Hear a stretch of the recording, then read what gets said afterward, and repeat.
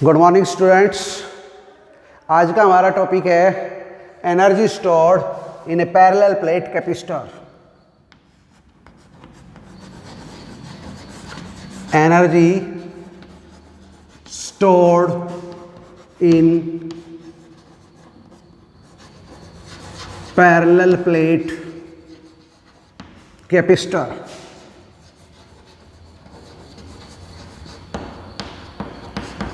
Energy stored in parallel plate capacitor. देखिए, already हम जानते हैं कि पैरेलल प्लेट कैपेसिटर क्या होता है स्टूडेंट्स। पैरेलल प्लेट कैपेसिटर एक अरेंजमेंट होता है जिसके अंदर दो पैरेलल प्लेट्स होती हैं कुछ दूरी के ऊपर, और उनके ऊपर चार्ज प्लस क्यू और माइनस क्यू होता है।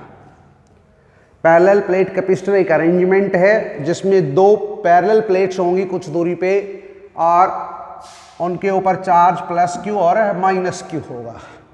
इस चार्ज कॉन्फ़िगरेशन में जो फिलहाल सामने है, इस चार्ज कॉन्फ़िगरेशन में हम देखना चाह रहे हैं कितनी एनर्जी स्टोर्ड होगी। हमें ये कैलकुलेट करना है कि इस चार्ज कॉन्फ़िगरेशन में कितनी एनर्जी स्टोर होगी। तो देखिए, उसके लिए हम क्या करेंगे। शुरुआत में हम दो प्लेट लेंगे, दोनों ही न्यूट्रल प्लेट है, इनके ऊपर कोई चार्ज नहीं है। प्लेट 1 और प्लेट 2, इनके ऊपर कोई चार्ज नहीं है, ये न्यूट्रल प्लेट है। और फिर स्मॉल इंस्टॉलमेंट में ए से बी के ऊपर चार्ज ट्रांसफर करेंगे, इंस्टॉलमेंट में करेंगे। डी क्यू, फिर डी क्यू, फिर डी क्यू। इस तरीके इंस्टॉलमेंट में प्लेट नंबर 2 से प्लेट नंबर 1 को डी क्यू चार्ज ट्रांसफर करेंगे। तो क्या होगा, कब तक करते रहेंगे? जब तक करते रहेंगे जब तक कि इसके ऊपर प्लस क्यू चार्ज और इसके ऊपर माइनस क्यू चार्ज ना आ जाए। इस चार्ज कॉन्फ़िगरेशन में उसे लेके आएंगे। तो अब हम जब ये चार्ज इधर से इधर ट्रांसफर करेंगे डी क्यू इंस्टॉलमेंट के अंदर, तो ये जो आपकी प्लेट नंबर 1 है ये हाई पोटेंशियल पे होती जाएगी, हाइयर पोटेंशियल होता चला जाएगा इसका, और इसका लोअर पोटेंशियल होता चला जाएगा। और ऐसा लगातार चलता रहेगा। हर बार आप डी क्यू चार्ज देंगे और ये और हाइयर हो जाएगा, ये और लोअर हो जाएगा, फिर आप और देंगे और ये चलता रहेगा। ये चलता रहेगा जब तक कि इसके ऊपर प्लस क्यू और इसके ऊपर माइनस क्यू चार्ज ना हो जाए।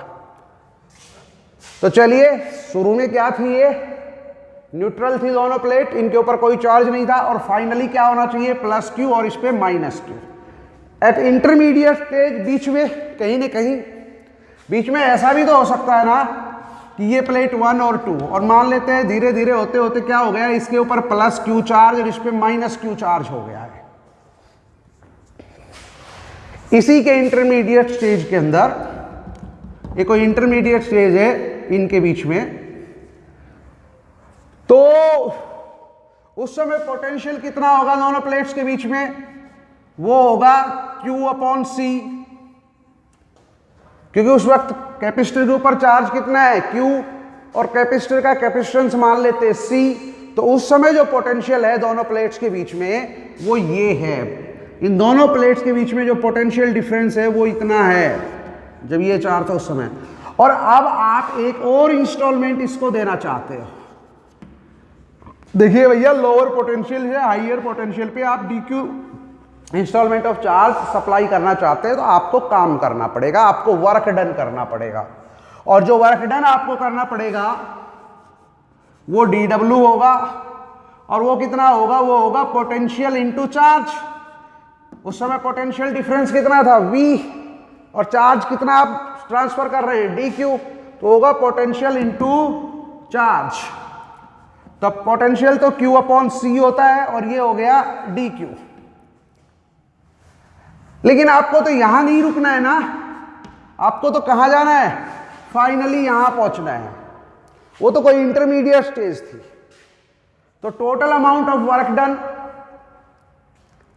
इस चार्ज कॉन्फ़िगरेशन में आने के लिए आपको जो total amount of work done करना पड़ेगा W, वो कितना होगा, वो VdQ जो है इसका आप इंटीग्रेशन कर दे। कहां से कहा था कि Q शुरू में तो क्या था, ये आपकी शुरू में तो क्या थी, ये न्यूट्रल थी, कोई चार्ज नहीं था इनके ऊपर, और फाइनली चार्ज कितना हो जाना चाहिए Q, यानी Q equal to 0 to Q equal to Q तक आप उसको इंटीग्रेट कर दें। तो देखिए कितना आएगा, 1/c बाहर कर देते, इंटीग्रेशन 0 टू Q dQ, ये हो जाएगा 1/c, और Q का इंटीग्रेशन हो गया Q²/2, 0 टू Q, और ये कितना हो गया, ये हो गया Q²/2C, Q²/2C।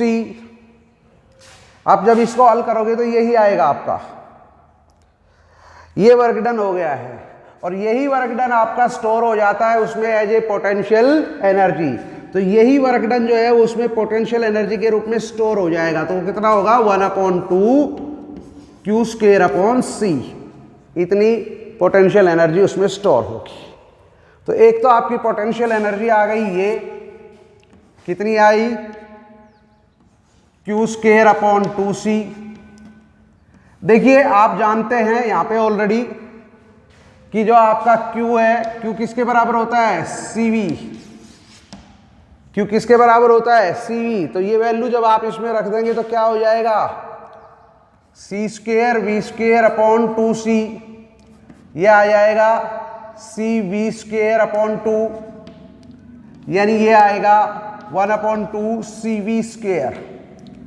लेकिन उल्टा भी रख सकते हैं हम, CV की जगह क्या रख दें, Q, तब कितना हो जाएगा ये 1/2, और CV की जगह Q रख दे तो QV।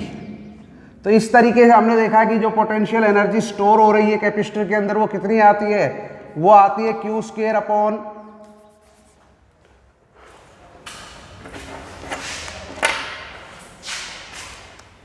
कितनी आती है potential energy, Q²/2C, CV²/2, 1/2 QV।